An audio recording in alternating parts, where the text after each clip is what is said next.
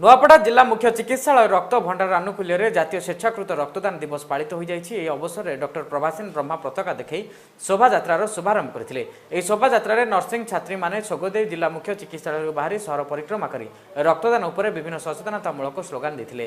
पर जिला मुख्य चिकित्सालय परिसर में रक्त भंडार अधिकारी ललित मोहन विशी अध्यक्षतार आयोजित सभार मुख्य अतिथि भाव में CDMO doctor Prabhasin Brahma, DMO doctor Jitendra Roy प्रमुख उपस्थित थे।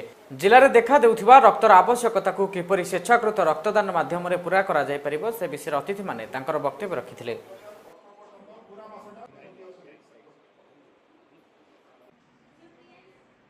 धर्मबंधा माँ द्वारसिनी रक्तदान संगठन सभापति मु विगत 10 वर्षरु आम धर्मबंधा ग्राम रे एक रक्तदान संगठन चले आछि एवं यार माध्यम रे प्रति वर्ष 2-3 थर आम रक्तदान शिविर रो आयोजन करूँ। सेथिरे आमर गाँव समस्त भाई भौणी माने बहुत मते सहयोग करती। आओ मोर आज यही जातीय रक्तदान दिवस उपलक्षे मते नुआपड़ा ब्लड बैंक तरफ मानपत्र देकी सम्मानित करागला।